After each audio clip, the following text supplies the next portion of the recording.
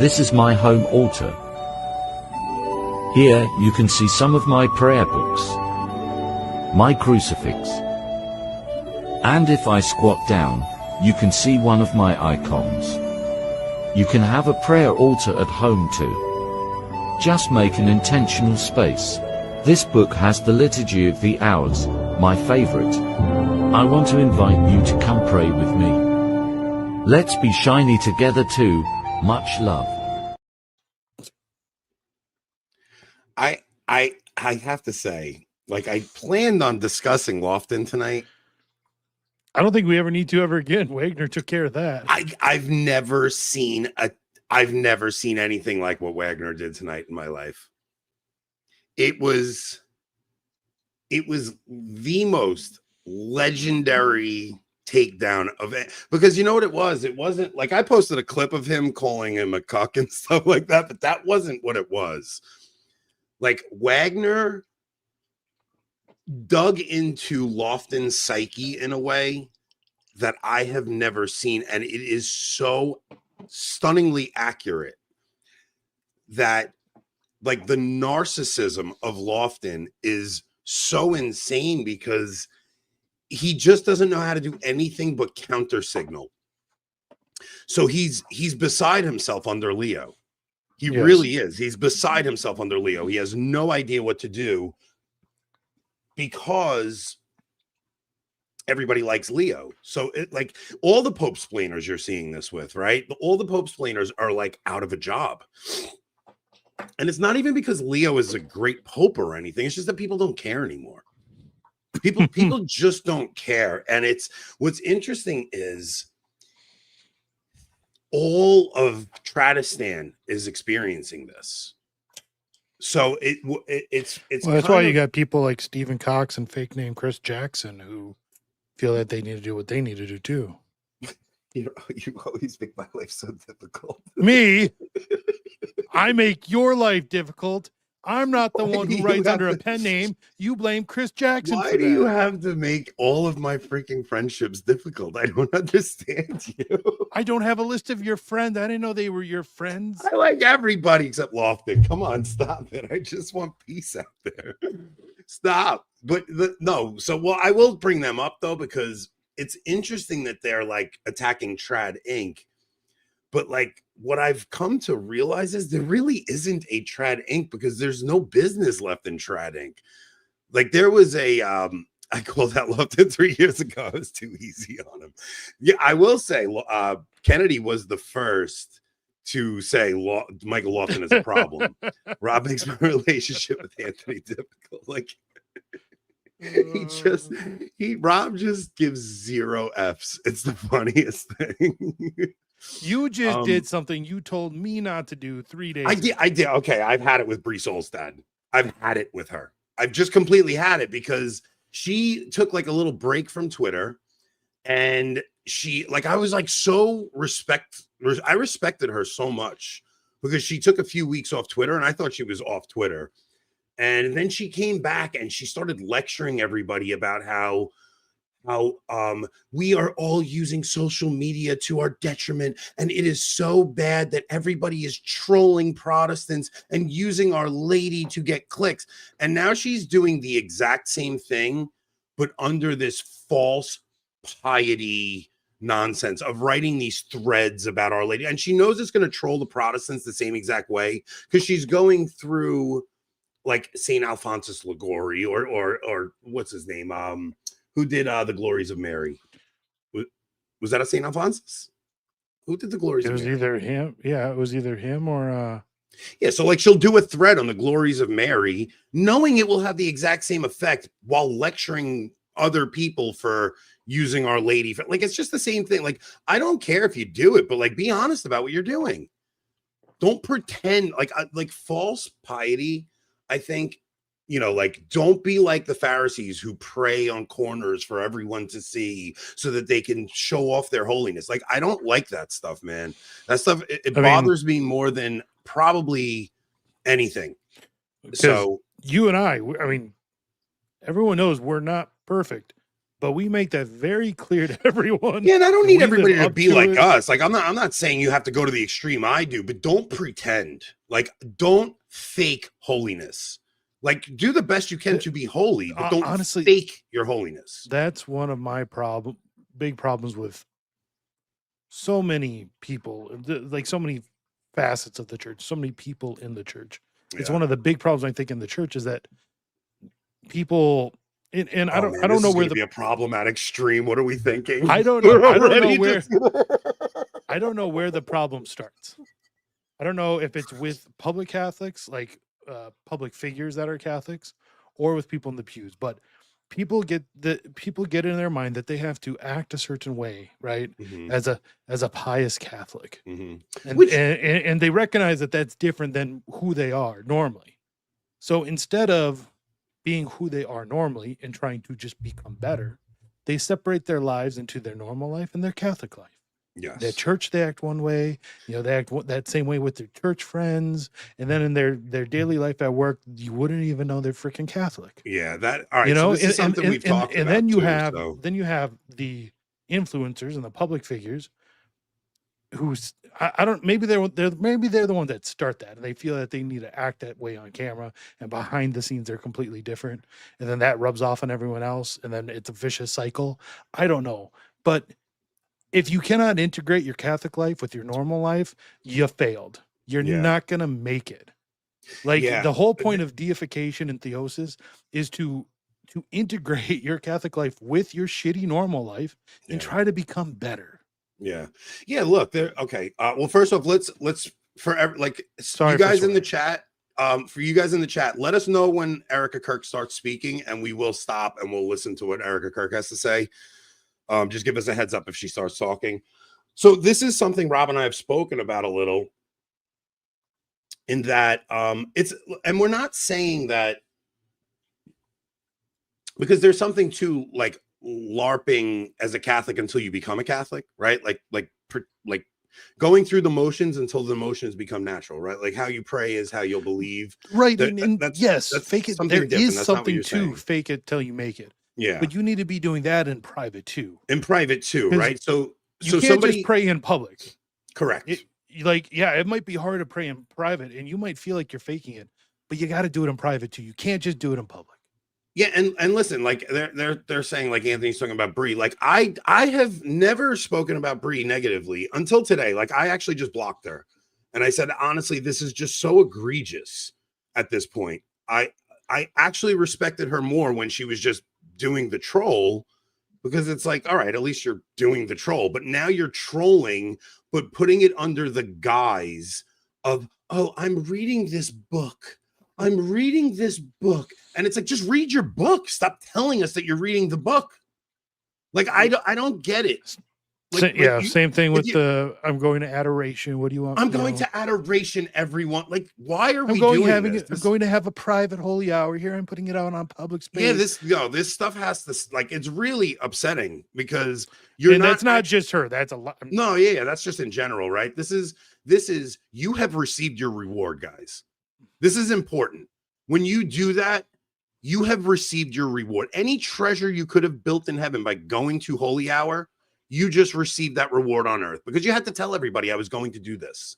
And that's different from privately saying to somebody, hey, I'm going to lift your intentions up in my prayers. Or if somebody's going through a hard time, like Trent's mother passed, right? Yeah. And to give a consolation, Trent, I will lift your mother up in prayer today. That's very different from just announcing to everybody, I am going to pray right now, and I'm going to pray for you because I'm so holy. Like this stuff, man, social media is going to be the thing that brings a lot of us to hell because we need the attention and the praise now. I need men's accolades and adulation now. And Anthony and I are guilty of it too. We are. We all are. recognize Every one it. of us are. Yeah, it's the sanctimonious stuff. It's like, I don't know why I'm starting the show with this. It really did start with Wagner criticizing Lofton because what Wagner is talking about is actually like what Lofton did with Charlie Kirk was just so appalling, and he was doing what leftists were doing, like straight up leftists were bugging out because people saw what happened with Charlie Kirk, and they're like, why is everybody so upset about this one man when children are dying in Gaza? And it's like, Lawton didn't care about Gaza until he realized most of the Catholic world was for Gaza. He didn't talk. He was an Israeli cuck until 10 minutes ago. All right. But regardless, like, I actually do care about the plight of people in Gaza, right? Yes. Like, I very much care about the plight of people in Gaza. I very much care about what happened to that woman on the train the other day. But this is what leftists are doing. What's unique about the Charlie Kirk situation is that we all saw some imagery that damaged our psyche. It really did. I mean, to see that up close on somebody that we've been watching for the past few years, to the point where you feel like you have an intimate relationship with the person because you see so much of that person's life put into the public sphere. We've seen conversations he's had with people that we like. So I don't even those of us who grew up with Live Leak and Rotten.com, and if you're not sure what those are, do not look them up. Yeah, don't look those up. But even those of us who grew up with watching, like, the beheading of Nick Berg, right? I don't know if you remember that. But like we watch jihadis behead people online, and why are you laughing? Someone saying, is this because we're really going off? This is definitely a locals conversation. Well, I don't. Here's the thing. Ant texted me earlier. He's like, "Do you want to stream tonight?" And almost every time I say no, like extra stream, I'm like, "No, I don't want to." But like, I can even tell you tonight, I was like, yeah, I kind of need some talk therapy. We need some therapy. Like, this week was hard. It was very hard. And the thing is, I'll probably apologize to Bree after this because that was very harsh. Like, I was very harsh on her. But I just had it. Like, I don't know. And you know what? It was very harsh. I think just everyone's patience in general is just really and that kind of got to me. And I'm not asking anybody to like jump on her for this stuff or anything. Like, honestly, it was. I probably shouldn't have done that, but I just have kind of just had it with people pretending they're something they're not, and I've just seen it a lot, and I don't know, like I'm having a hard time with it. This week was look. This was a lot more than that, bud. No, look, I made a joke today about my fish dying on this week, and I was like, oh, I'm like Tony Soprano. Somebody actually made that comment in the chat yesterday, and I saw it, and I'm like, that's actually what's happening right now for me, because I freaking cared about those stupid fish, man. And going through the Charlie Kirk thing and the Ukrainian girl, and then some stuff Rob and I have been dealing with behind the scenes, like I just felt like throwing up emotionally on stream tonight. Like I just needed to pour myself out tonight because it's been a hard week. And I'm not one that tends to talk through things. I'm sure you all recognize that. That is definitely more of an Anthony thing. But like, I mean, you can ask my wife. Like, I've been just quiet the last few days, and I just need to get it out. Okay, so I'll tell you guys something else going on. Remember I've told you guys, this is a local stuff, so if you guys aren't on locals, you're not going to know the backstory here, but my wife had a friend that she had a falling out with, and her kid and my kid are the same age, and because my wife had a falling out with this person, like, we would never ever let that falling out affect the kids, right? So if her kid came to my house, I would treat the kid like I would always treat him. I would be kind to him, but that person is having people over tonight, and my kid was like, hey, would you mind if I came? And he said no, because his mother won't let them over. And I'm like, my wife's losing it right now. Like, she's losing it. Like, how can you let something we're going through go trickle down to the kids, where now the kids have to know there's something going on, and there's just a lot. I feel like everything's at a boiling point right now. My wife's very hurt, and and when you see your kid, it's a funny thing that happens with women, and it's very unique to women that I've noticed, that when their kids are going through something, women really experience it in a way that men don't. So for something like that happens, and for me, I just kind of like logically go through it. I'm like, well, yeah, it's not the kid's fault. He's just doing what the mom said. Where my wife is like feeling my daughter's pain and anguish, and she's taking that pain on in a way that I just don't. And it's something very unique to women. It's a beautiful trait in women. I called the kid a dumbass the other week because he made fun of one of my kids. 10-year-old. Yeah, but if your kid was hurt, you'd have like a rational conversation with him and try to talk him through it and say, okay, this is how you handle this. Like, yeah. Where if your kid's feelings are hurt, your wife is going to feel the pain that your son feels. That's true. Men are just going to feel. I mean, if someone calls it, men are just going to feel anger. And you're gonna want to take care of it and fix it. Exactly. You're gonna be angry at the kid. Where I'm telling you, the woman actually. So this dude, I was thinking about this with Our Lady. I was really thinking about this with Our Lady and the way Our Lady. Check your cat's breath. My cats don't go outside, so. I was really thinking about this with Our Lady while watching my wife, like, feel the pain that my kid was going through. I'm saying this is why Our Lady felt the crucifixion in a way a man could never understand. Like, it's not the same kind of pain. When I say that she truly felt the pain of the crucifixion, all right, she's gonna speak. Maybe I can't. Hold on. Why can't I hear? She's not speaking yet. We're keeping an eye on it, guys. I don't know if there's just no volume. There might not be right now, but. Let's see. I'm looking on Turning Point's Twitter. This is on Charlie's Twitter. On Charlie Kirk's Twitter. Everything says it. They're like, my settings all look fine. So I don't think it's saying live. Do you hear anything on it on your phone? This is not live. That's not live. Let's see. No, it's just an empty chair right now. Yeah. All right, it's just an empty chair. She's not speaking yet. So, yeah, it was something while watching my wife go through that really made me think about the sufferings Our Lady endured in a unique way that, like, men don't comprehend. They just don't. But when a woman and a mother sees her child suffering, she really feels the pain that the child was feeling. And I witnessed it with my own wife, and it was a very enlightening thing. So, yeah. So, the title of the show tonight, I feel like America's at that breaking point because I feel like I'm at a breaking point. A lot of the stuff. Oh my gosh, Jason, shut up. I know. Dude. I'm watching the text come in. Hold on. I have to actually tell the only time Jason and Mark ever talk to us is when we're on stream. I just have to, maybe I'll just mute it because I'm just gonna mute the thread. Hide alerts. Okay.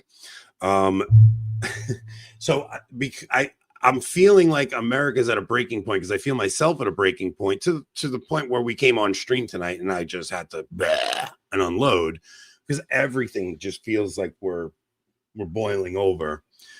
But I also want to know what we do next and where we go from here, because I'm so tired of losing. I'm so tired of the bishop in Charlotte taking away people's kneelers. And why isn't there a battalion of trads in front of his chancery on their knees praying the rosary? Like, why do we? The best they could do was a petition that he's going to ignore, and it's like this. And it can't be from the priest. The priests have their hands tied. It has to be the laity, and the laity have to do it in a way where it has to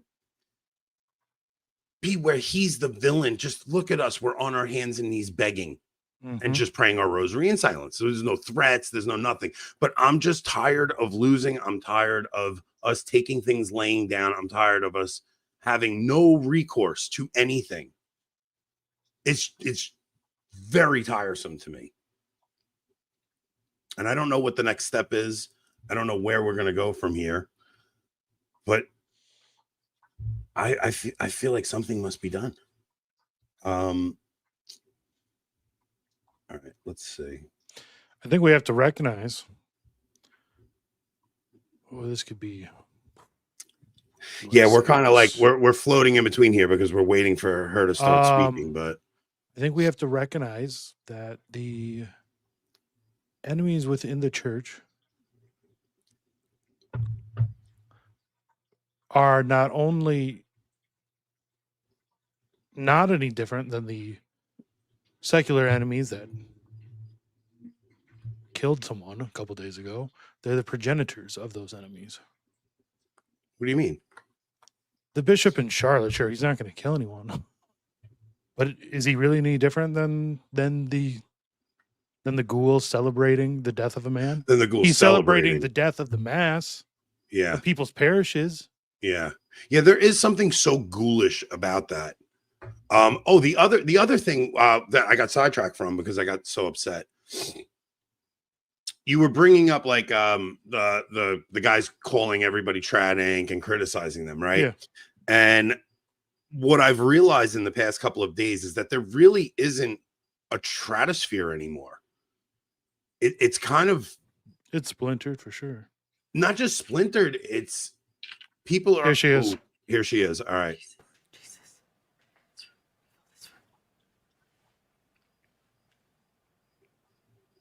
Good evening. Good evening. My name is Erica Kirk. My name is Erica Kirk. Charlie Kirk is my husband.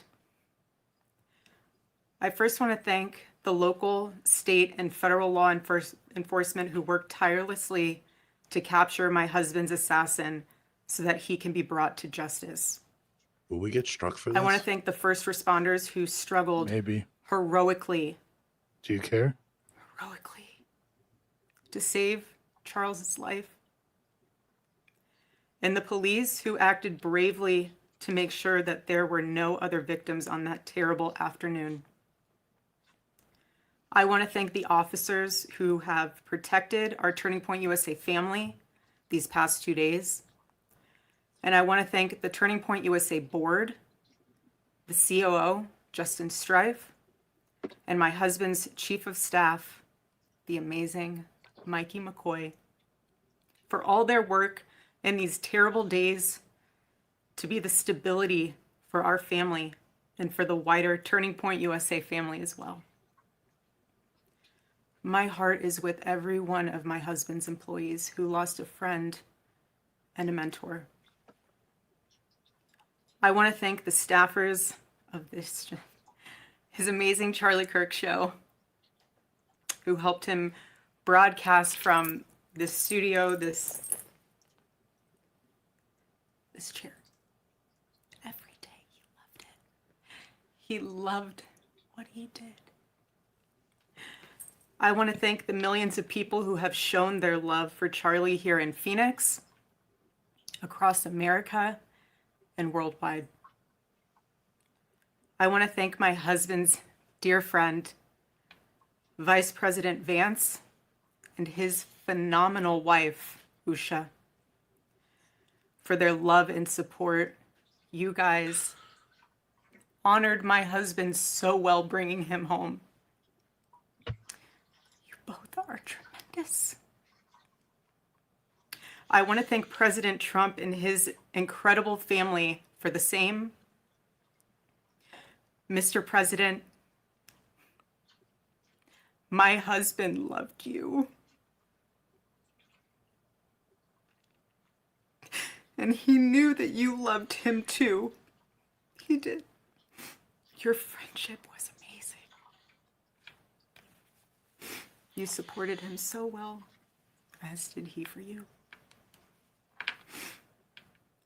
2 days ago, my husband, Charlie, went to see the face of his Savior and his God. Charlie always said that when he was gone, he wanted to be remembered for his courage and for his faith. And one of the final conversations that he had on this earth, my husband witnessed for his Lord and Savior, Jesus Christ. Now and for all eternity, he will stand at his Savior's side, wearing the glorious crown of a martyr. Charlie loved life. He loved his life. He loved America. He loved nature, which helped him always bring him closer to God. He loved the Chicago Cubs, And my goodness, did he love the Oregon Ducks. Want me to say go Ducks, so I have to since they play on Saturday. So go Ducks. But most of all, Charlie loved his children, and he loved me with all of his heart. And I knew that. Every day I knew that. He made sure I knew that every day. Every day he would ask me, how can I serve you better? How can I be a better husband? How can I be a better father? Every day. Every day. Such a good man. He still is a good man. He was the perfect father. He was the perfect husband. Charlie always believed that God's design for marriage and the family was absolutely amazing, and it is. It is, and it was the greatest joy of his life. And over, he would tell all these young people to come and find their future spouse, become wives and husbands and parents. And the reason why is because he wanted you all to experience what he had and still has. He wanted everyone to bring heaven into this earth through love and joy that comes from raising a family. It's beautiful. Charlie always said that if he ever ran for office, I know a lot of you asked if he ever was going to, but privately he told me if he ever did run for office that his top priority would be to revive the American family. That was his priority. One of Charlie's favorite Bible verses was Ephesians 5, verse 25. Husbands, love your wives as Christ loved the church and gave himself up for her. Oh, that's a hard My one. husband laid down his life for me, for our nation, for our children. He showed the ultimate and true covenantal love. I will never, ever have the words to describe the loss that I feel in my heart. I honestly have no idea what any of this means. I know that God does, but I don't. But Charlie, baby, I know you do too. I know you do. So does our Lord. And our world is filled with evil. But our God, you guys, our God is so good. He's so incredibly good. And we know that for those who love God, all things work together for good, for those who are called according to his purpose. Already I have seen the worldwide outpouring of love for my husband. I've heard the testimonies from people my husband inspired to get married, to start families, to seek out a relationship with God. It's the most important one of all.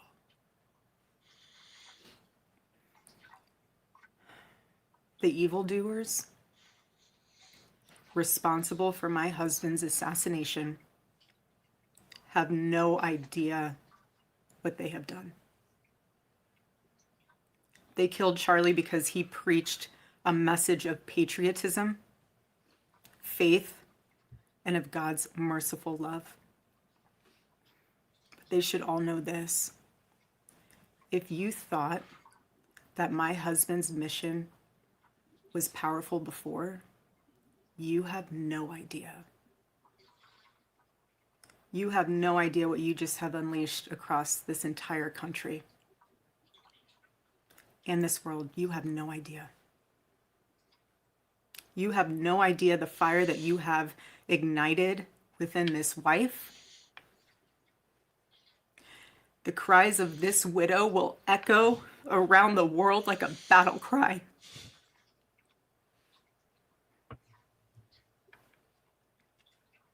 To everyone listening tonight across America, the movement my husband built will not die. It won't. I refuse to let that happen. It will not die. All of us will refuse to let that happen. No one will ever forget my husband's name, and I will make sure of it. It will become stronger, bolder, louder, and greater than ever. My husband's mission will not end, not even for a moment. And one of Charlie's greatest talents was his ability, this phenomenal ability to choose great people to follow him. He could always find the ones who could handle any setback. And it's almost like he knew. He could see it in you. Even when you couldn't see it in yourself, he just knew. He knew you could handle it. You thought you only had 5% left, and he knew you had 15. He knew you were ready to go that extra mile even when you didn't. He always challenged people around him to work harder and to be better. He never gave up. And I love knowing that one of his mottos was never surrender. So I want to tell you that we'll never surrender. We never will. Ever. Ever. Our campus tour this fall will continue. There will be even more tours in the years to come. America Fest here in Phoenix this December will go on. It will be greater than ever. The radio and podcast show that he was so proud of will go on. And in a world filled with chaos, doubt, and uncertainty, my husband's voice will remain. And it will ring out louder and more clearly than ever. And his wisdom will endure. My favorite too, but my husband's favorite word in the English language was earn. He would call all of you to be people of action who earn the future America deserves. So to all of the young people who felt inspired by my husband's faith and hard work, all of you already know what Charlie would want you to do. You know. You know. If you're in high school or if you're in college, go find your local Turning Point USA chapter. Join it. Stay involved. He wants you to make a difference. And you can. You can. The movement's not going anywhere, and it will only grow stronger when you join it. If there isn't a chapter, you can't find one, then start one. There is no excuse. You can start one. And as my husband used to say in this room, every single day, if you want to get involved, the best way you can do that is going to tpusa.com. That's what he would say every day from this chair. Every single day. I watched his show every day, and he would always say, if you want to get involved, go to tpusa.com. If you're a pastor, join our movement at TPUSA Faith. And if you're a parent, I highly recommend that you come to America Fest in December. Sign up right now for that because we would love to see you. I would love to see you. Charlie would. He'll be there. He'll be there in spirit. Bring your kids, bring your family. But most important of all, if you aren't a member of a church, I beg you to join one.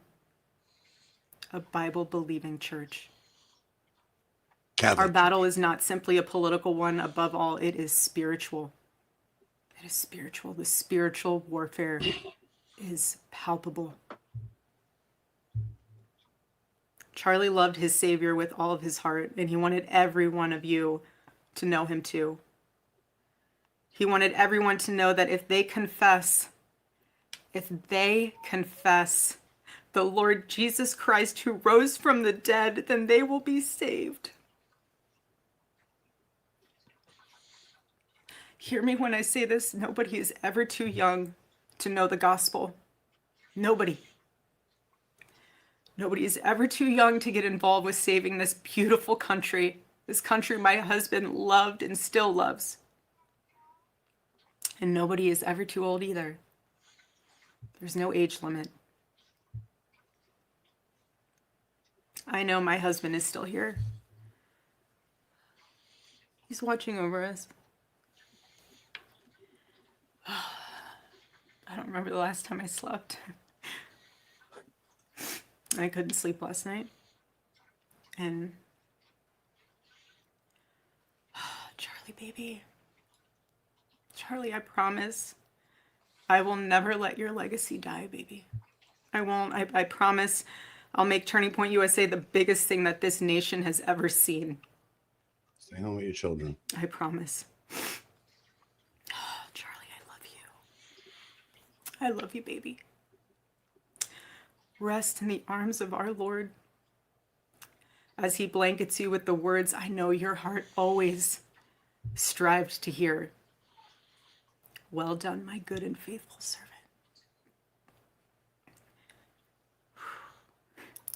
When I got home last night, Gigi, our daughter, just ran into my arms. And I talked to her and she said, Mommy, I missed you. I said, I miss you too, baby. She goes, where's Daddy? What do you tell a 3-year-old? She's 3. I said, baby, Daddy loves you so much. Don't you worry. He's on a work trip with Jesus, so he can afford your blueberry budget. And my goodness, am I so humbled to witness, Charlie, you alongside Jesus right now, doing what you always want to do, baby. Making heaven crowded, right? That's what it's all about. Making heaven crowded. I can't wait to see you again one day. Thank you all again who love my husband, who supported him, who wrote him an email every single day during his radio show. He read all of them. All of them.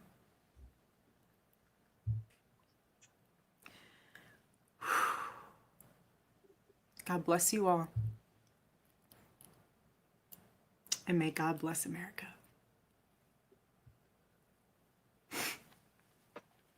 Man, you think that like we were affected by that video. We saw this poor woman was there. She was there with him. Like how, oh man, I don't think my wife could have done that.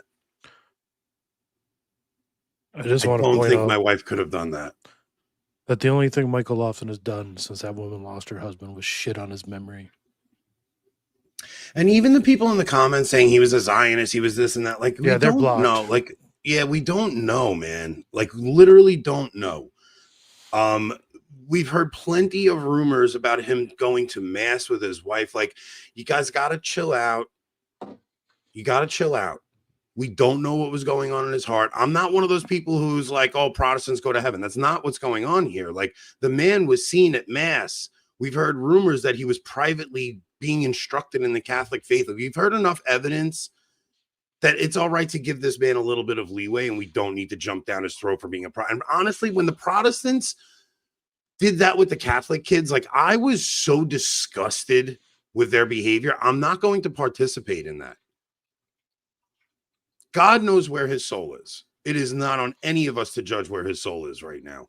The man was, I mean, I don't care. Like, this woman just got up there and the entire time thanked God in the face of losing her husband before the entire world. The man's throat was ripped apart. And she literally got up and thanked God and told everybody, like, she preached the gospel before the world a day after her husband was murdered before everybody. I don't know what to tell you guys that are. I'm not, this isn't about an ecumenical thing. It's nothing to do with that. Like, if you guys don't see. Until you've gotten up in front of crowds every day for a decade talking about Jesus, maybe just shut your mouth.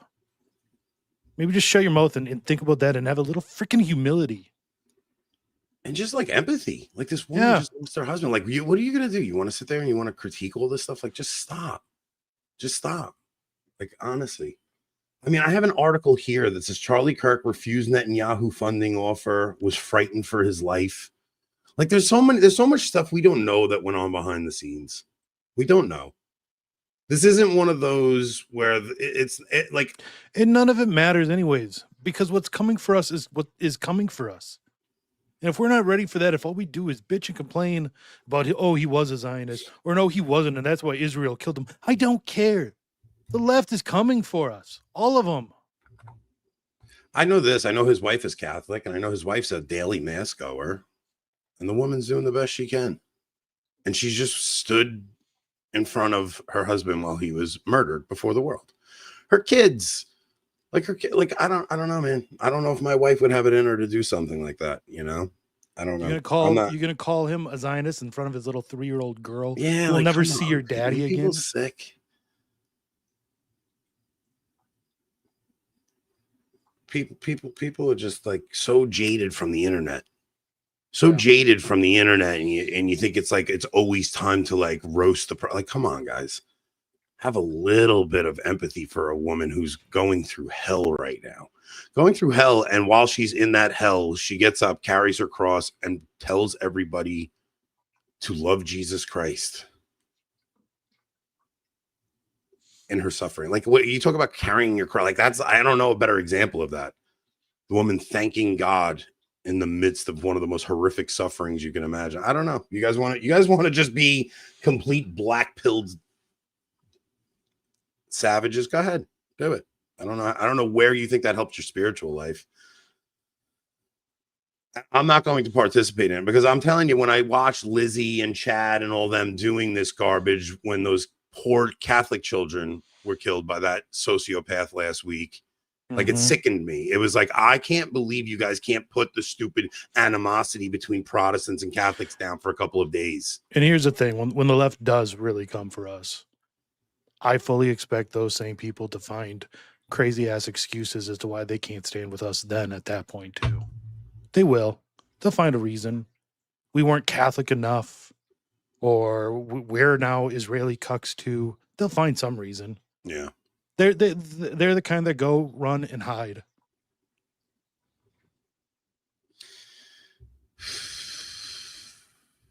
Yeah, that was a hard thing to watch, man. And especially like she kept it together, and she used that time. You know, millions of people are going to watch that, and she just talked about Jesus Christ for 15 minutes, 20 minutes. Yeah. Like one of the comments said, like, that very well might be the speech that literally converts a generation. Her husband was just killed, and she didn't use it to spew hatred to the people that did this, or to the left. She didn't do any of that. She could have. She'd have every right. I mean, she actually had the attention of the world just there. She could have given any message she wanted. I said it on Twitter like an hour before the speech, but like, it almost felt like it could be one of those events out of antiquity, like Antony, giving the funeral speech for Caesar. Now, when most people think of that, they think of Shakespeare's version of it. We have no idea what the real one was like, but like, she still could have an army at her fingertips if she called for it. And I wouldn't blame her. It wouldn't be right necessarily.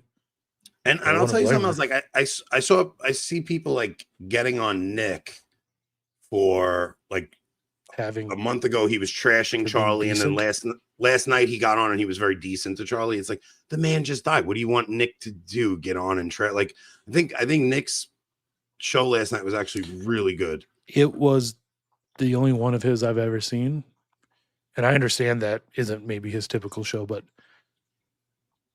from watching it, every criticism I've heard about him seems wrong. But like I said, I understand it's maybe not typical, but there's nothing wrong with that show last night that he did. Steve Cunningham just texted me. He said, tell the commenters he was the only one telling Trump not to attack Iran. And though a fan of Israel, he called out ethnic cleansing on Shapiro's show days ago. He was moving from the Zionist ideas, and noticed Ben Shapiro Shapiro wants to take over, which is Bibi's talking head. So we do have an article here talking about that. You want to pull that up real quick, Rob? Sure. Charlie Kirk refused Netanyahu's funding offer. I got sick in Detroit. I got a cold. Charlie Kirk refused Netanyahu's funding offer, was frightened by pro-Israel forces before death, friends reveal. A Trump insider and longtime friend of Charlie Kirk tells the Gray Zone now that the assassinated conservative leader's turning point on Israel influence provoked a private backlash from Netanyahu's allies that left him angry and afraid. The source said anxiety spread within the Trump administration after an apparent Israeli spy operation was uncovered. Charlie Kirk rejected an offer earlier this year from Netanyahu to arrange a massive new infusion of Zionist money into his TPUSA organization. Now, you have to understand, they got their start with Zionist money, right? So they get their start with this money, and they were molding Charlie to be a Zionist. Now, I have watched over the past few months Charlie start to go questioning things and going, I don't know, man. I don't understand. I'm like one of their biggest supporters, and all I'm seeing is if you question anything, they flip out on you. And like these are things that he said on camera, and he's said, not sure if you heard it before switching over. The first words she whispered to herself when she got on camera were, Jesus filled his room. Now you have to think about what that means. Now they start this organization, they pump money into it, and they're molding this Zionist, and then he starts to turn on them. This is like the tax collector, the Jewish tax collector to them. They didn't kill him. I'm not saying they killed him. I'm just saying the anger there. Sure, like that, but why talk about it if it has nothing to do with this? I'm all right. I don't know. I don't know. I'm just so sick of everything having to be turned into conspiracy. And I'm not saying it was them. I'm not saying you, me too, but everyone in the chat who wanted us to talk about this, to them, it's a conspiracy thing. The anger from that group towards him, I'm talking about, because everybody's accusing him of being a Zionist, and I'm just saying, okay, if this is true, what happened, and he starts to turn on them, like the anger that's there, it's like a betrayal. You know what I mean? So it has nothing to do with no, you're right. It is proof that he really wasn't a Zionist. I mean, he was definitely leaning away from that at this point. Nick's speech was phenomenal, gave insight into how this is a spiritual battle, call to action and get involved politically, not to fall into violence and revolution. Like, guys, I'm telling you right now, this whole thing, there's just feds all over it watching what everybody says. That there is this desire to see America devolve into chaos and violence, into sectarian outrage and different kinds of things. Like what she just did there was beautiful. She just talked about her gratitude to God in the face of her husband being killed. She didn't call for violence. She didn't call for outrage at the left. Even putting this in left versus right dialectic is infuriating to me. I was right, because the American right really isn't right. They're leftist too. I don't even like the political language anymore, man. We're so beyond this getting fixed or voting Republican. People are saying, "Oh, the Democrats will never win again." Like, who cares?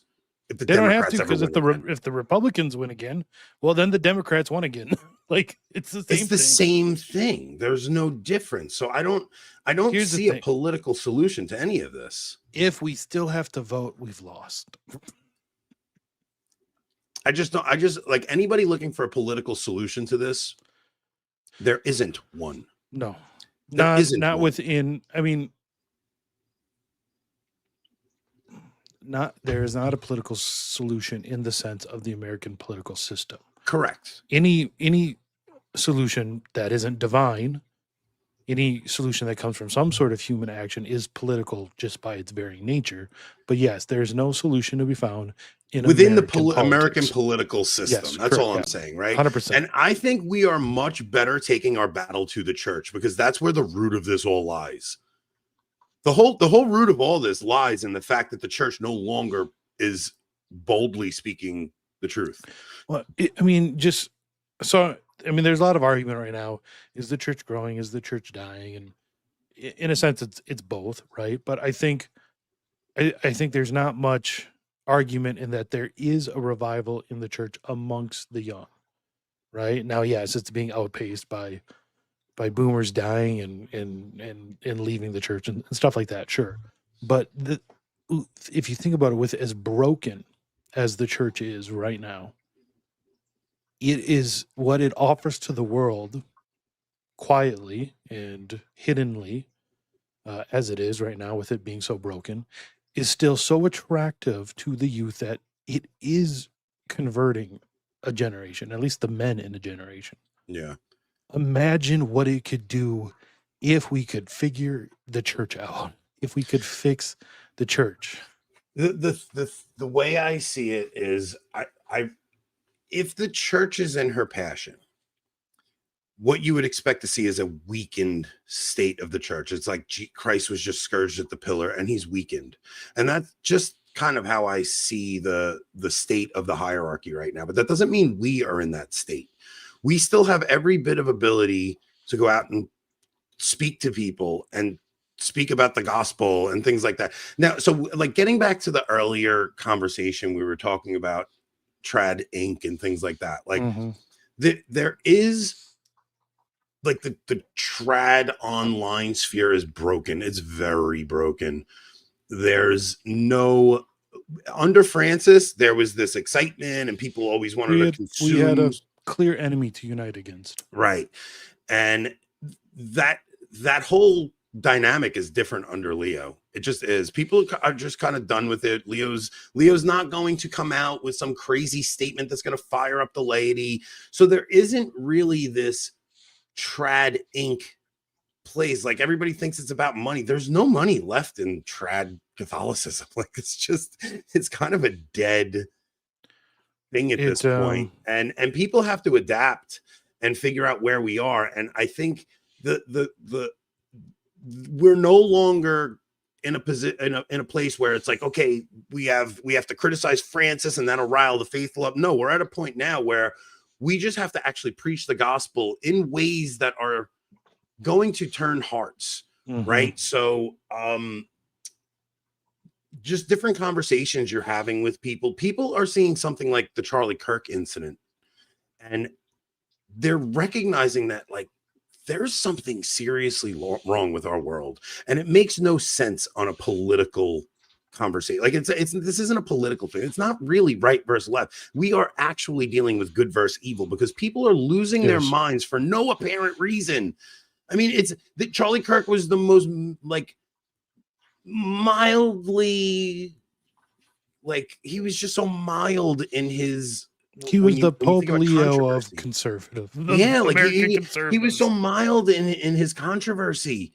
He was, you know, yeah. This is kind of how I feel. Like I think Leo's just kind of milquetoast. Like he's not really like. I don't know. He's just kind of a boring papacy. And that's kind of what you're going to have. And I think that's frustrating people. And they don't know what to do because for 10 years, people have been like, Francis is the enemy. And it's like, that never should have been the case in the first place. Never should have been the Pope is the enemy. Like, it's such a bizarre position to have as a Catholic. No, who's the enemy is the devil, right? Like Satan is our enemy. We are not up against flesh and blood. We are up against powers and principalities and things like this. So Our Lady of Kibeho in Africa warned that there would be bloodshed on the streets if people did not convert. One tribe slaughtered another because the government dehumanized one of the tribes and they were I have been thinking about that situation an awful lot lately because you hear the way people are talking about each other and, oh, the left and, oh, the Democrats are crazy and, oh, that. There's nothing that benefits the devil more than when we hate our fellow citizen. And when you dehumanize them and you think they are no longer people, and that's what the left is doing to us, right? They actually think, you see some of the videos that are coming out, they're just so insane where they're reveling in the death of Charlie Kirk and they think it's a good thing. We cannot fall victim to that. Like you really can't fall victim to that and start saying, all leftists are this. Like, yes, there are crazy leftists, and anybody that is Democrat is clearly not well. But the idea that it's right versus left, it's an easy way to divide and conquer this nation, man. Like there's ways to go about this where you have to love your enemy to the point of martyrdom, and I don't know if any of us are willing to do that. We'd rather just hate our enemies. And that's a very easy way to go about this. And none of that means do not be ready to take necessary action if and when that time comes. Yes. That is not what Anthony's saying. No. You can love your enemy while you destroy them to protect your family. love your enemies to the point of martyrdom is more like being willing to die for the faith. It's not like that. That's what it is. It's being willing to die for the faith. It's not lay down while somebody murders your family. Like that's not what we're saying here. It's two totally different things. I'm saying just we can't just make this a right versus left thing. That's actually exactly what they want. They want us to think this is just so simple as Republicans and Democrats, and it's just not. Should we not be more firm about excluding those that hate us from our spaces and such like that? So depends on the space. Well, can we bring up Michael Knowles' tweet? Sure. I would say, obviously, like for instance, your parish, your church, be careful. Like, if someone looks like a crazy leftist comes in, be careful and be prepared. But the church has to be open to everyone. You know, until they do something where they need to be removed. But other than church, I think we need to get back to the whole idea of free association. It's okay to move somewhere to be away from certain people. Oh yeah, for sure. It's okay to, if you have certain organizations, to not have certain people in them. It is okay to exclude those who hate you from basically everything but the church. So that's where Michael Knowles' tweet comes in. Okay. Let me find it. In the wake of Charlie's assassination, many people are demanding that we redouble our devotion to the free marketplace of ideas. This call seems at first glance courageous and noble. In reality, it is reckless and impractical.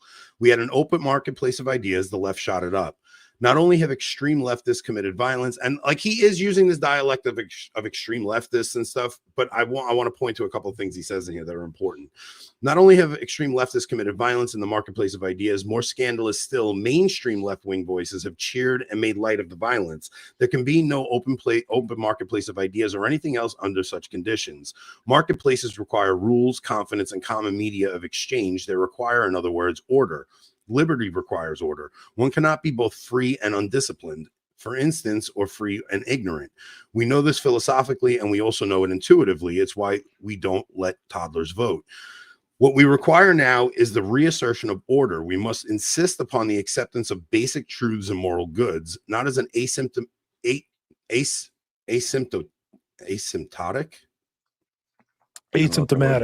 No, if that's what you meant to write, it's not what he wrote. No, not as the asymptomatic goal. That's not what he wrote, though. No, it's asymptotic. You didn't send the tweet to me, so I didn't pull it up.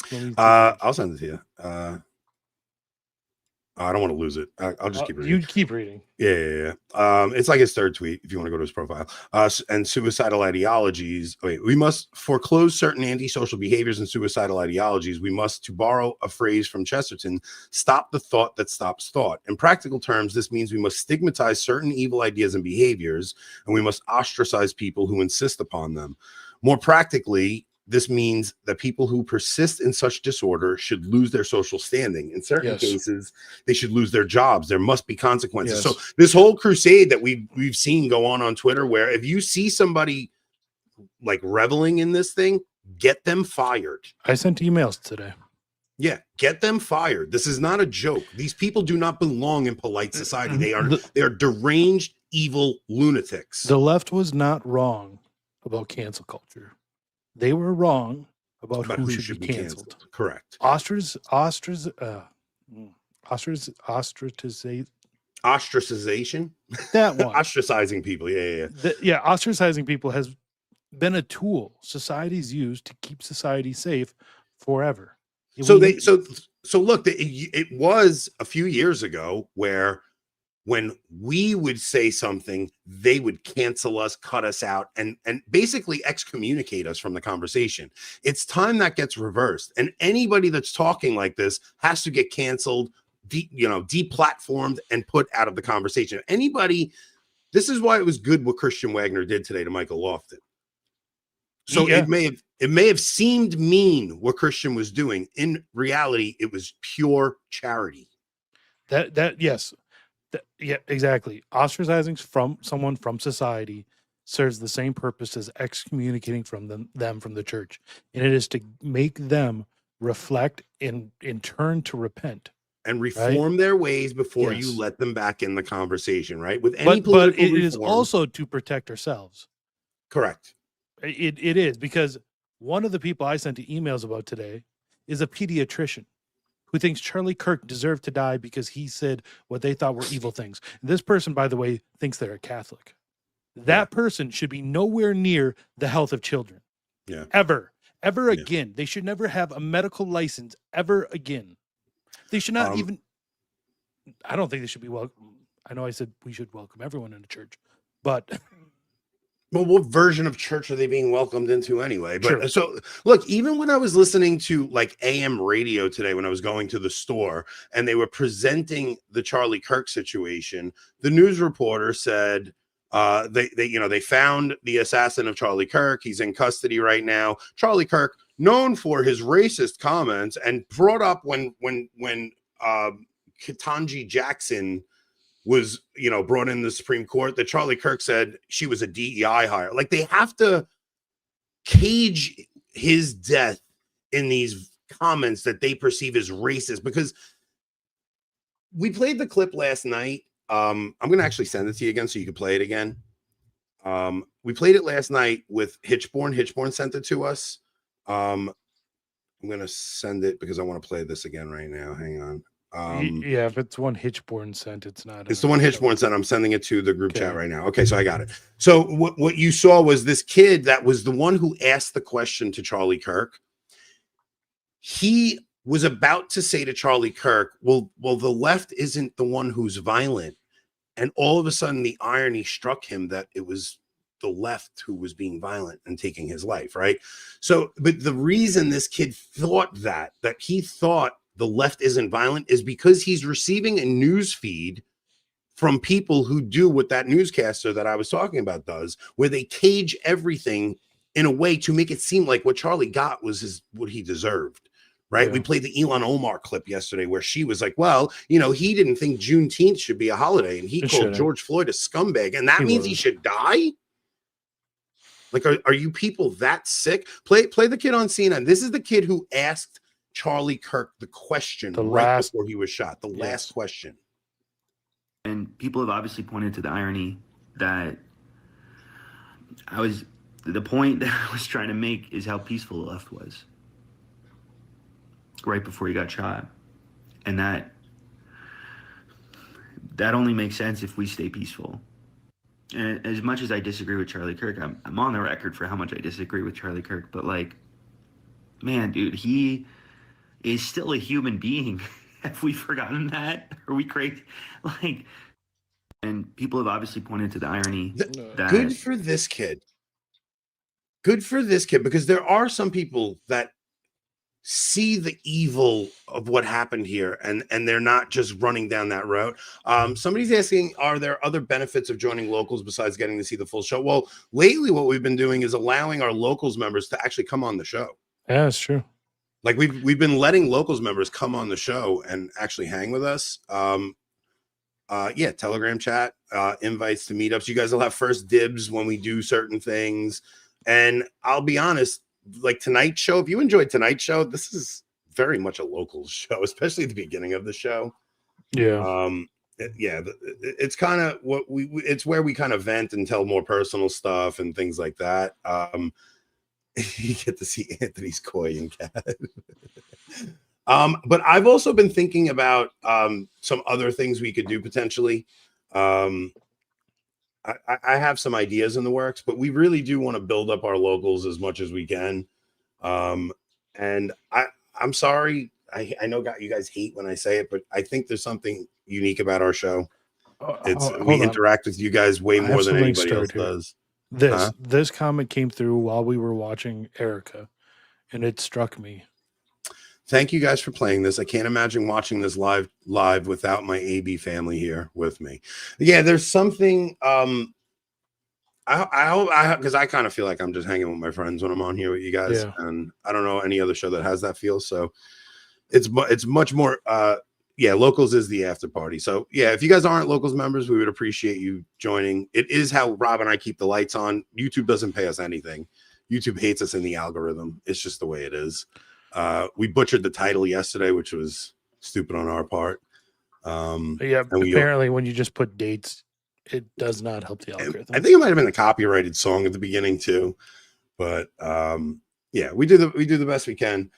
Tonight we're actually, when we go over to locals, it's going to be probably a very long local show because I'm having a beer and it's Friday night. I don't have to wake up in the morning. I give you guys a hard time, but there's a reason I watch all the time. It's like hanging out with my brothers. We appreciate you, Mrs. C. I'm on my third bourbon.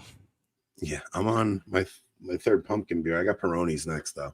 We're not going nowhere tonight. Tonight we're hanging, but I'm having fun on YouTube. We won't kill it. We'll hang on YouTube a little longer. I like a Friday night show because I don't have the pressure of waking up in the morning. No, but tomorrow's hunting season, right? I gotta get up early and go hunting. And honestly, I am so excited for it. I need it so bad. It's a good way to unwind after this tumultuous week, man. I mean, if you can get in the country, sure, but we are going to make you leave after. No staying. There's no overstaying your buddy. visa here.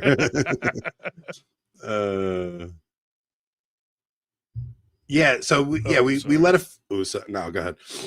We did let a couple of guys. We actually had a young guy came on our local show last night, and he said he disagrees with 85% of what we do, but he's still a locals member. So it's like he thinks he disagrees with 85% of our liturgical and theological takes. Okay, I think he's obviously okay with what we do. Do you want to know what he said was our most outrageous take? That was the thing he was really upset about. Okay, so the most egregious take I've heard you guys make is that taking children to the Novus Ordo can be damaging to their soul, along with other comments in a similar vein. Happy to discuss anything. Have a great day. So he may come on and discuss that with us. And I said to him, it sounds something like more like Rob would have said. I don't think I would have said it quite like that. You said it like that. But I know what I would say is the Novus Ordo, as it's presented in its form in the majority of parishes, can be damaging to your child's faith. I don't think I would say it would be damaging to their soul, as if going to the Novus Ordo would send you to hell or something. But I think the Novus Ordo, as it's presented in a majority of parishes, can absolutely damage a child's faith, because it damaged my faith. It made me lose my faith because it was presented in such a cartoonish way that it didn't present true Catholicism to me. And it wasn't until I was presented with true Catholicism that I started to take my faith seriously, and it stabilized my faith. And I've found that it's pretty similar for my own children, right? Mm-hmm. So if I was taking them to the happy clappy local Novus Ordo, I think it would be damaging to their faith. I don't now he may disagree with that, but he also admitted goes to, I guess I would have asked him if he had children. That's true. That's another good question. But he also said he goes to a unicorn Novus Ordo. Now, I almost feel like people that are in that situation are being selfish, because you found a unicorn Novus Ordo, which I don't even know if there are that many of those. And a lot of people think they have a unicorn Novus Ordo because they let you receive them or something. But my priest doesn't wear a clown suit. I'm in a unicorn Novus Ordo. No, but it's like there's I don't know. Maybe they do have the Ad Orientem, the Gregorian chant, only altar boys, receiving only kneeling and on the tongue. I don't think that's very they frequent. do until the next bishop comes in. And that's the other thing, right? So yeah, I would make that comment under certain circumstances. I wouldn't just say the Novus Ordo inherently could damage your child's soul. But the way it is presented and in a lot of places definitely could. So we'll have that discussion with him. And then we had another young guy came on last night who said he's a new convert. He came in just this past Easter, and he said that our show has helped him immensely. So you know what it is? Our show is kind of weird because a lot of times we're just goofing around, or we're talking about something that's going on in the culture. And then other times something comes up deep and we wind up going into something theological. You never know where we're going to end up. So have any plans? We have one on the show. I'm on every episode. What do you mean? What are you talking about?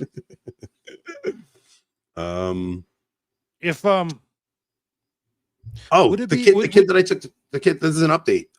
The kid that I took to church, so the following week I wasn't able to take him, and then I asked him to come this past Sunday. was it this past? Yeah, this past Sunday, I asked him to come, and he had a death in his family.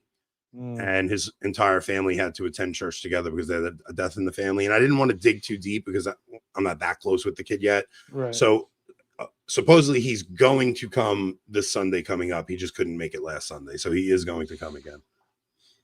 Nice. What was I going to say? Oh, would it like betray your trust or something if like I somehow got like some of your DNA like through saliva and sent it into like 23andMe under a fake name to figure out if you are African? Under a fake name, I would do it. Okay. Under a fake name, I'll send it in myself. Will they let you do that? I mean, just say your name is Nicholas Cavazos. Yeah, I'll do that. And then we'll tell everybody Nick Cavazos is really African. We'll have proof because we'll have paperwork to say it. It would be hilarious. Holy cow, do we have an update for this too? How's the boat repairs coming? I got a call today that the motor came in. I'm like, oh, awesome. Right in time for winter. I'm half tempted to tell the guy, keep the boat. What do I want? What do I want it for the winter? I don't even want it anymore. It's too cold to even go on it. Yeah, I mean, there might be full on Civil War by next spring. You might never use it again. I'm not 70%, but I'm probably about, okay, so let's figure this out. My mom is 50% Irish and 50% Italian. My dad is 75% Italian and like 25% German. So I don't know. So you're 62.5% Italian, 25% Irish, and what would that be then? Would that be 12.5%? I'm a mutt, guys. I like the Italian thing is a LARP. I'm a mutt. I'm a legit mutt. And my kids, forget it. Because my wife's like German Hungarian. So my kids have even less. They're but your son sounds like you, man. I know you think he does it, but you thought so? Last night he sounds like Zoomer you. You think so? Yeah, 100%, man. Really? Yeah. He was probably a little nervous. It's he doesn't have the New York accent like I do.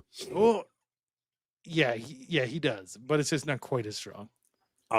He was probably pretty nervous because I heard he was like talking really loud because he wanted to make sure the mic picked him up and stuff. It didn't sound loud to me though, so it was. But I was right next to him and he was like trying to like make sure you got. But I saw even the way he was moving, like he was a little nervous. He wanted to make sure he performed well on the show. New Catholic here, thanks to you two. I'm going to my second TLM mass this Sunday at an FSSP. But this is what I mean. Awesome. You guys don't know. You don't know how these conversations are going to be. I just know I'm going to have to give Brees Holstad an apology after the show. I tried. I feel guilty already. I don't know why I do stuff like that because I just got frustrated. I tried telling you. I got frustrated. And I don't like doing that. Not to somebody who doesn't deserve it. I don't think she deserves it. It was just, I think I know we're just all on. We have short tempers this week, man. Yeah, definitely. But I know what she's doing. She's trying to find a way. Mrs. C was all for it. She was all for it, right? All right. That's it. I'm not apologizing. That's it. I'm standing by what I said. I mean, there should be a standard and apology. That's part of the outro. Look at my pinned tweet, Angela. I do this too much. Like I lose my temper. I say something, and then like right away I feel bad, and I'm like, oh man. And I'm a lot better about it now. But when I was younger, it was bad. I haven't like in my personal life, I haven't had to give an apology in years. But there was a time where I would always fly off the handle, lose my temper, and make some. And I knew if somebody was mad at me, I knew it was 99% my fault because I have a tendency to either say something offensive or something. So I was always quick to apologize because I know I'm a bit much. But it's been years, like it's been years in my personal life. I haven't really had an issue with my temper in years. I haven't. And even the sarcasm in my personal life has really, really reduced. Like I take it out on you guys on the show now. You guys are amazing for my personal life. I must say, I do all the sarcastic joking on here, and then I go into my real life, and I'm very kind to my wife and children and all my relationships. Is there an Irish to Bizlarp pipeline? Yeah, I saw some kid Patrick who's pretending he's Orthodox. And then we do Patrick. Stop it, Patrick. You're not Orthodox. You don't have some deep. I have some mystical Eastern spirituality. Shut up. Your name's Patrick. Stupid. You eat potatoes, not Greek hummus. I honestly have more respect for like a Presbyterian named Patrick. Wait, there is. They're right. There is an Irish to Bizlarp pipeline. There is an Irish to Bizlarp pipeline. But Bobby freely admits that if there was a Latin mass near him, he would go to that. He's just kind of stuck in like bad Novus Ordo land. And it's either bad Novus Ordo land or I go to the east. So he started going to he might actually have some like Eastern tendencies now because he's been there for so long. But I still want to punch him in his face when he makes the sign of the cross backwards. It just looks weird. Irish guy named Bobby making the sign of the cross upside down. Oh, backwards, not upside down. It makes it right to left. It's weird. You go like I see Bobby, and they don't do like this. Like they don't go up here. They go from here down to their knees, and then they come across and they have to make like a big show of it. So Iggy, tired of it. Iggy, my 4-year-old, he often makes the sign of the cross like that because when you're watching someone make it, it's so he like Iggy make the sign. Oh, he's mimicking. So he'll do it backwards. And one day I'm like, stop it! You look Greek. He just goes, huh? I'm like, don't worry about that. Never mind. Stop it! You look Greek. Oh man, I'm actually Bobby and I are. So my uncle's selling the place. We have 1 weekend left at the place, and Bobby's gonna come and drive up and meet me. You gonna bring some guns? He always does. Yeah. Bobby, bring good. I don't know how many you have, but bring good carry guns because on locals, Aunt Sid, we were going to walk through applying for a New York CCW permit tonight. Yes, I am beginning the process. So I spoke to a friend at work who has his, and he's like, it's really not difficult. It's just a long wait. Yeah. You just got to fill a bunch of paperwork out and you got to be meticulous about it. Make sure you don't make any mistakes on it. And then you submit it. And then it's just a waiting game. Yeah. So, I mean, it used to be New York and some other states were what was called a May issue, where you had to show some sort of cause or reason. But a Supreme Court decision made that basically illegal. Every state now is legally supposed to be shall issue, where as long as you aren't prohibited by law, they have to issue it. But those states that were may issue have made it, have basically just make it to where there's super long wait times, hoping people just decide not to do it, which is why you haven't done it up till this point. Yeah. Maybe we should do that on a Monday Guns and Rosary show instead of tonight. That's a good idea, actually. And maybe we could like teach the audience how to go about doing it. Yeah. For those who are seeking to do it. Like maybe you guys will have me on as a guest and you guys will help me do that on a Guns and Rosaries episode. Now, I don't know about New York, but if it's like Minnesota, and I think there's like 29 states that are constitutional carry, to where as long as you're not prohibited, you can just do it. No, you don't need a permit. Minnesota, you do. In most states that do, I think you have to take some sort of stupid class. And the class, yeah, you have to take a gun safety class, absolutely. And it is stupid, but it's between 6 and 12 months, is what my friend told me. But you do have to take a gun safety class. I see Minnesota has a law where you submit it to your sheriff, and they have to give you a decision in 30 days. Oh, I wish. They have to, by law, give you a decision in 30 days. And honestly, it's like 2 weeks most of the time. Yeah. I mean, it could be quicker. That's just, I think New York just likes to give you a hard time about everything. So, yes. Let's see. Anthony answered 3 White Claws. All right. I killed the fish and then wrecked the boat. I posted one picture of a pumpkin beer with a sugared rim glass today, and everybody's calling me gay. I'm like, I got fiducia supplicans on my side. You guys. I just love that Rob's drinking bourbon, and every time he takes a sip, he's like, just try to get it down, like you're enjoying it. Stop. I mean, alcohol is alcohol, right? Like, it has that effect no matter what. But there is other flavors you can appreciate there. Pumpkin beer is based, especially with I put Okay. brown sugar on the rim. It's good. No, pumpkin beer is fine. Beer made from pumpkins is fine. Pumpkin spiced beer is gay. Let me explain something to you. I took Rob to Pennsylvania and I gave him a pumpkin beer with a sugar rim and a shot of vanilla whipped cream. Fake news, everyone. That is what we call fake news here in the business. I promise you, it's not fake. And he goes, I hate to admit it, but this is Well, of course, it it tastes good. It's pumpkin flavored beer with sugar on the rim. Of course, it tastes good. I was like, dude, whatever. Anthony drinks the gayest drinks. I do. I don't care. I'm not ashamed of it. I mean, I'll drink whatever is put in front of me. Like if we're gonna go hard liquor, I will drink gin or tequila. I could drink tequila straight. Like I don't need ice, nothing. I'll just drink a glass of tequila. Tequila. I love tequila. Tequila I could drink just on the rocks, squirrel whatever. on the Guinness. That was the craziest thing I've ever seen. What was that? In Detroit, I ordered the Guinness and it comes out with Oh, that's perfect- right. Hold Oh on, my let me see if I gosh, can- I forgot about for that. all of you not on Twitter. Let me see. Anthony's looking at the drink menu. He goes, "What do you think I should get?" Don't just ask the waitress, who was a woman, what she likes to drink, and you'll probably like it. He did say that. Meanwhile, they were like some tough Irish girls. I don't know. They probably would have drank some nasty stuff over there. Those chicks. Okay, let me see. Here's the picture.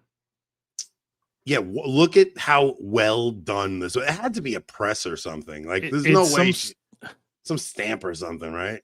So that is on the head Of the beer. Yeah. Just crazy. It's pretty crazy, yeah. Yeah, but they had some really interesting Irish food. Like Rob got a shepherd's pie, and it was just basically a baked potato.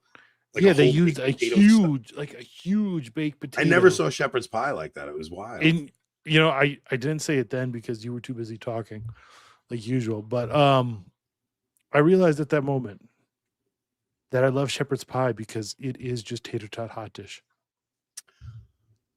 Yeah, basically, right? Yeah. No, it's not tater tot hot dish. Yes, it Tater is. tot Made hot with dish. lamb instead of ground beef, but otherwise it's got the same other Knock filling. it off. It is not.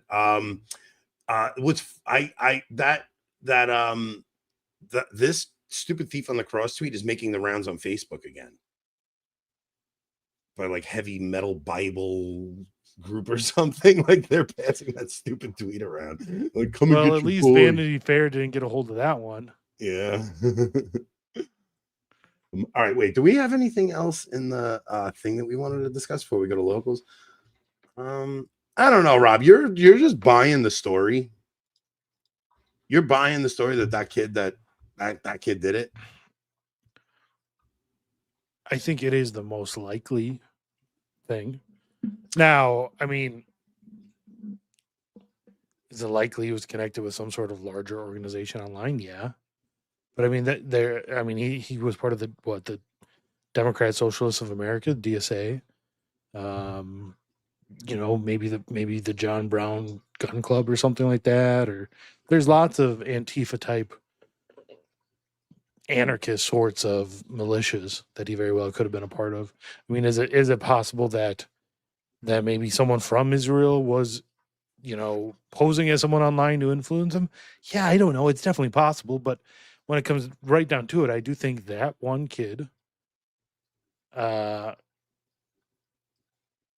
performed the action, pulled the trigger and escaped and was turned in by his dad. I think kind of a weird story. I don't know, but I'll go with you on this. well, So life is weird, right? Like, Yeah. we're all used to movies having that's the everything problem, perfect. Rob.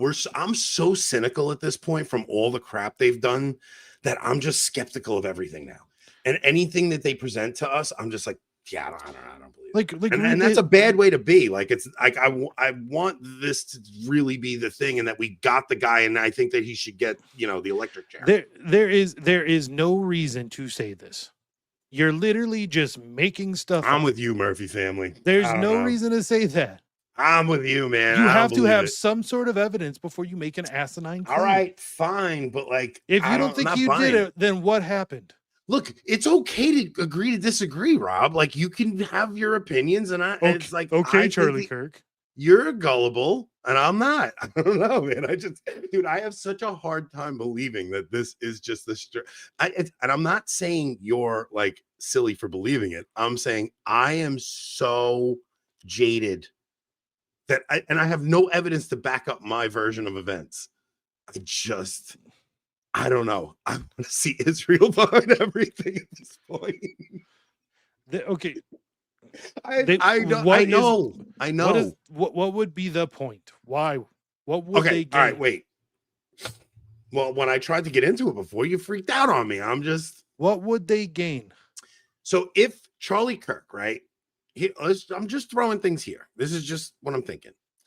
If Charlie Kirk, and look, this is just hypothesis, guys. You don't have to be mad at me. Like, I'm just saying hypothetically. Let's say you got the kid, he's pumped in with the Zionist money and he's doing everything they want, and then he starts to turn. If Charlie Kirk turns, he's taking a lot of people with him if he gets off the Zionist bandwagon. He serves a if they're found out, how many more people turn? Hear me out. They never get found out. They get away with everything. They got away with the towers, bro. Stop. I'm just saying. If he goes down as a martyr, he serves a way greater purpose to them than if he actually converts away from their thing and drags his millions of listeners along with him and starts pointing out because what that article was saying is that Him Charlie being a martyr does no good if everyone thinks Israel did it. But not everyone thinks Israel did it. Everyone thinks this kid did it. No, you do. That's what I'm seeing online. You do. There's I'm not everyone. People like me that think Israel did it, but like the majority of people think what you think. Dude, they're very good. That's all I'm saying. Oh my God. I'm not. Listen, I have no evidence for what I'm saying. I understand I'm the crazy one here. The only potential motive that I think would make sense for them to have done it is I haven't heard anyone mention Epstein now for a few days. Okay, but also, like, no, you're saying, look, you guys have no idea how into like Twitterverse you are. Like, everyone's saying Israel is really just a bunch of crazy people on Twitter, but like, no, you talk to anybody in your regular life, they're like, oh, they caught the kid. Like, that's just the way it is. No one in my regular bunch of nut jobs like me. They don't care about anyone in my regular life. All right, we got to do some locals. Everybody's 90%, 90% of people don't care one way or the other, so that's not who they're trying to influence. Somebody was saying, do we get anything else on locals besides the extra show? Well, this is what we do on locals. Usually the Jew talk, but I guess YouTube is getting that tonight. All right, so wait, we're gonna save that for locals because I'll give my theories on that on locals. But I do want to ask this. Everybody's a little mad at me because of my response to this. Could you bring yourself to turning your own child over to the police if they confess to murder? And I said, 0 chance. I'd raise a murderer. I'd never raise a murderer. Like, there's no chance. But in the off chance my son had a psychotic break, I don't think I'd turn him over to the government. Because in my mind, it's like, if my son has a psychotic break like this kid did, I think the government made him do it. No. This kid did not have a psychotic break. But if my son did this, it would have to be a psychotic break, and it would have to be. Okay, but that's a different scenario. Okay. So let's just, so wait, all right, man. All right. So now I know why everybody's mad at me, because I'm thinking very particularly about this situation. Yes. But so if my son, I would probably talk my son into turning himself in, and I want him to go to confession and have remorse and pay the price for the crime he committed. So if it was just some, if he like got heated in a fight with a girlfriend and it went too far and he took her life or something, like, I would, oh, that's why you're mad at me.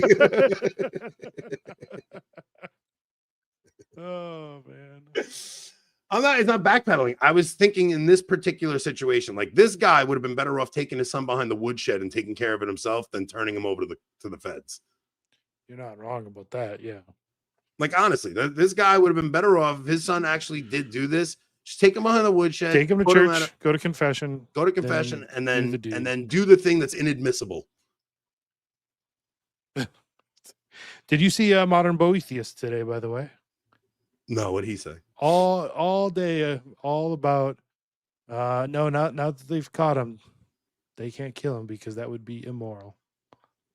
Dude, but these guys, I'm telling you now that, like they just have to find some way to, because it would be unjust to not put the, like, for what he did to scar the nation. Yes. Like there's It'd be nothing more unjust deserved. It to would be, Erica, to the Mhm. daughters, the son and daughter, to the nation as a whole, to everyone who saw that video. That would be injustice. Yeah, I think so. Yeah, boating. I take my son out to take a mission. Come on, Fredo. Let's go. Yeah, all right. So maybe I have to, maybe I have to like put an asterisk next to that tweet a bit. Somebody Just said that one, both of huh? Avoiding Babylon guys putting out the most dog-esque takes today. Shame on both of you. Wait, who? A layman. Pious, pray for us. I don't know, on the Twitter account. On Everybody's mad at me Twitter? for this one. Yeah, terrible position. So What you was would my lie, bad? Hey, motivate whoa, your whoa, son whoa, to whoa, lie, whoa. risk the police arresting the wrong What was person. my bite? What was my bad take? I don't know. You always have bad takes. All your takes are bad. You think this guy is the real criminal. You think this guy's the real perp. Come on, that's a terrible take. All of a sudden you're trusting of the federal government? What is going on with you? No, I'm not. The federal government couldn't even catch the guy. His dad did. That is true. Cross-eyed Cash Patel could only just sit there and say, "Gonna meet you in Valhalla." How awful was What a today? My brother, I'll see you in Valhalla. Dude, we gotta stop having these guys in positions of, like, what is going on? He's running the FBI, this guy. I wouldn't trust him with the 7-Eleven. But you trust your son to him? What? If your son did something, you're gonna hand him over to Cash Patel? No. That's all I was saying. My son did something like this. I'm not handing him over to Cash Patel. But you just said you actually would. No, I said if it was a local police matter and my son did something locally, I would want my son to confess and have remorse and own up to it. But a situation specifically like this, I don't think I'm handing my son over to Cash Patel. Because who knows what those guys are going to do to him over there and convince him that he did something he probably didn't. I don't believe any of it. This is another MK Ultra thing or something. I don't know. I don't. Well, it's like what I was saying with after the Annunciation thing. Yeah, it used to be MK Ultra. They would you'd do acid and they'd hook you on porn basically, and fry your brain that way. Nowadays they don't have to do that. Every kid is already addicted to pornography, anyway, and their brain is soaked in serotonin from SSRIs. Like, okay. Do you see? I put in the show notes. I put retraction. It was not Israel that killed Charlie Kirk. It's a tweet in there. You see it? It's right above the Sarah Stock tweet. yeah. Play that video. Let's play that video and tell me what you think. Because I don't. Here's the thing. I wasn't. Why do you believe every schizo video you see? That I don't. This is my point. I wasn't able to actually like find out what happened today because I was like busy at work, and then I came home and I was messing around all day on Twitter and stuff like that. So I didn't actually get to hear like what the FBI presented. I didn't hear the news conference or anything. No, they didn't present much. Honestly, that's what I mean. So, but let's play this kid's video, and you tell me if he's like. I mean, he's saying no. The government told us the truth, and I don't know. It just everything just seems so weird to me. I mean, there's definitely weird things like the weird boomers shouting things, but then again, there's a lot of weird boomers in the world. Like if you look at history, like you mentioned the assassination of Franz Ferdinand. Mm-hmm. You actually read like what happened, like the events of that day. You'd be like, no way, that's the truth. Ain't no way. If that happened today, right? Yeah, because like wasn't it like the guy was supposed to get him and he missed him and he was coming around another corner and another guy got him and then he just ended up like he just happened to be right in front of the guy. They were gonna throw a grenade and the grenade exploded, but really didn't do much. So they escaped and went a different route, and he went to a cafe to sit there and it just happened to be the guy was right in front of him and stuff. Yeah, so he's sitting in the cafe having drinks, be like, oh, I screwed up, and then next thing you know, the different route they decided to take brings Franz Ferdinand right outside of the cafe, and he just is able to stand up and shoot him. Shot him, yeah. All right, play the kid's video. Let's see what you think. Break it down for me because I didn't see all this stuff, and I need to know. I need to know. This kid's saying, "Look, guys, all of you, like this kid's convincing me that thinks it could have been Israel. I'm wrong. That's all. So let's see." I want to take a second to issue a retraction in regards to the alleged killer of Charlie Kirk.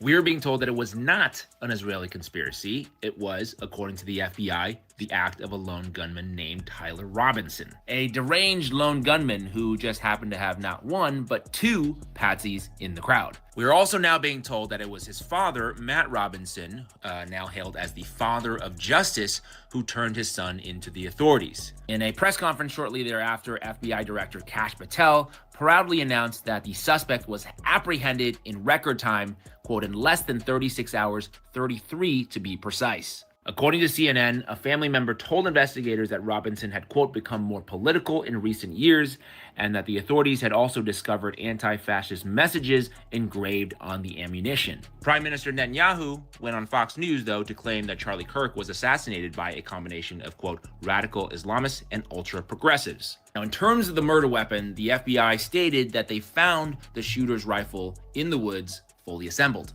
And here is Robinson caught on CCTV footage making that getaway from the rooftop with said rifle.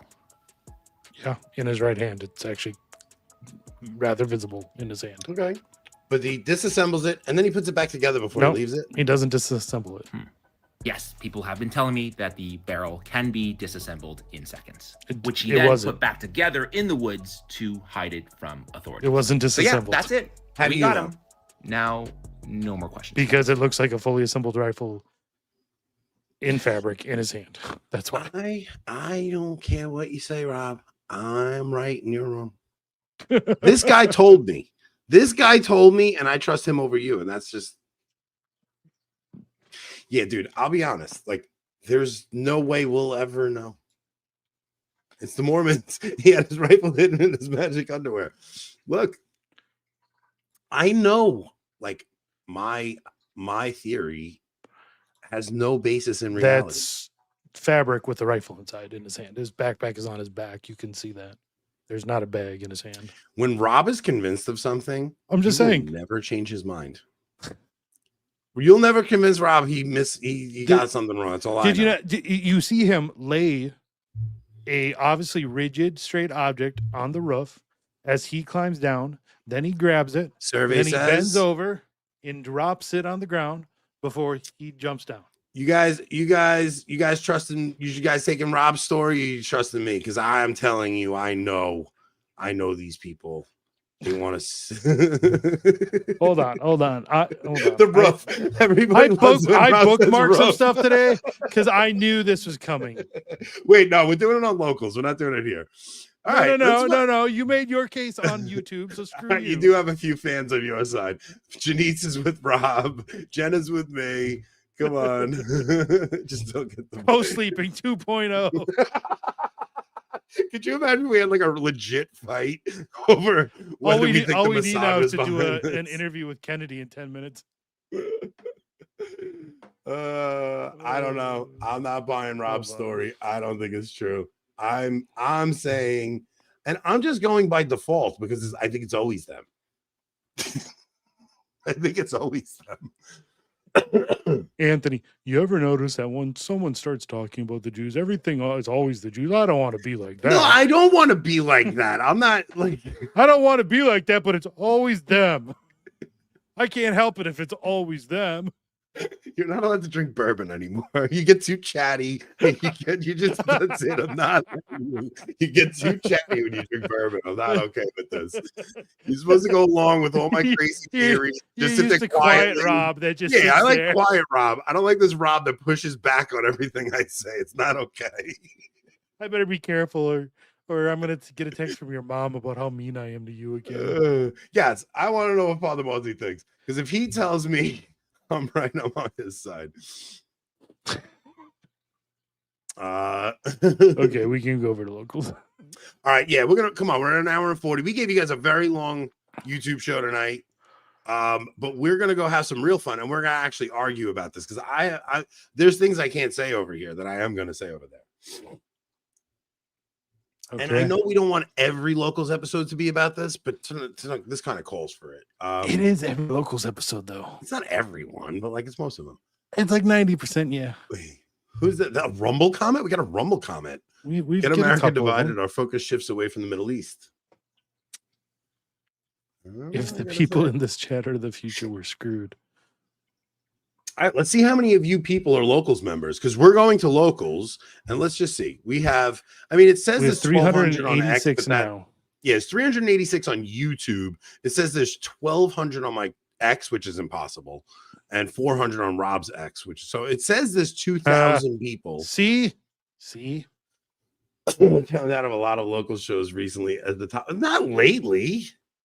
We haven't talked about it in a while. You sure? What do you mean don't leave us? Come with us. You guys are all invited. You're all invited. You guys have to stop being cheap. Like, it's getting ridiculous. You have to support your favorite show. Bring back locals to Spotify. Yeah, we used to give you guys the free audio. Okay, version. so for those of you who don't know, I haven't done a good job of mentioning this, but so there are now 2 ways to listen to the local show on audio. No, they're not free anymore like they used to be, so sorry about that. But if you listen to Apple Podcast, there's now an option to subscribe to you have to call it something different than the usual show, so I just did what everyone else was doing instead of Avoiding Babylon Plus. So for $3, I know. Well, I'm not even talking about what you're thinking about, Anthony. Everyone else besides them was doing Wait a minute. I have to address this. You're telling me you are a locals member for Matt Fradd and not us? Like, you're gonna tell me you get more entertainment out of Fradd than us? Honestly, He might just like seeing men cry. I'm not even knocking Matt. This is not a knock to Matt, but like, we are way more like Matt's not highlighting your comments. You got to be kidding me. Abandon Matt and come over to us. You think Matt Fradd needs your money? How much money that guy's got? You kidding me? Anthony has a boat to repair. Seriously. Do you not know this? Matt Fradd's got like 4 houses. I don't know. That's actually, I'm just making that up. I have no idea what he has. But the guy's got way more money than we do. Matt Fradd sends beer mugs. Well, yeah, we're not rich like Matt Fradd. If you guys want to, you know what? We'll come up with a $25 tier and we'll send you a $7 mug. We'll do what Matt does. I mean, you guys want to pay $25 a month for a $7 mug? We'll send it over. We can do that. We try to just be honest with you guys. You're going to choose Wagner over us? I don't blame you. Wagner's got some pretty good. Molly, we can't. It literally does not allow us. We can't. Well, we could bring the whole. You know what? You know who's at fault? Who owns locals? The Jews.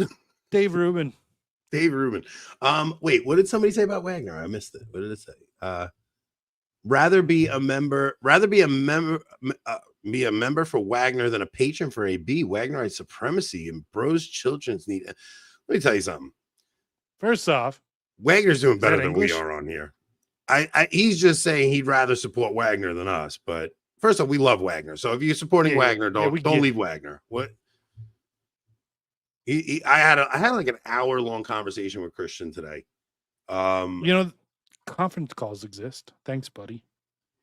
Well, no, yeah, you're right. I should have added you in. Well, sometimes I just call people because I just want to like, you know. And I called him today, and I was just like checking in on him because he hasn't been doing a show. So I just like to check in on people and just see how he's doing. And so he's going to come on. And we're going to talk about Catholic action and what the right approach is and what we should be doing as Catholics. But we had some other conversations too about ways we could help each other and things like that. So there's going to be some collaboration with him coming up soon too. So good. All right, we're going to go over to locals. I like to check in on all my friends. I do check in with everyone except for Matt Fradd because he doesn't take my calls anymore. What the heck is this? He doesn't even drink on pints air. With Aquinas, and Fradd doesn't even drink with his audience like Rab. No, Matt would take my call if I called him. I'm just teasing. We'll do this on locals. Let's go to locals. I got some gossip over there we can do. I'm just gonna remove the streams here. I'm not. Yeah, remove the streams. Tonight. We're gonna gossip on locals. Let's go. People always love coming there for gossip. After a few drinks, my ability to work technology becomes only slightly better than Anthony. The thing is, I'm afraid to tell my story over there because I'm afraid Mark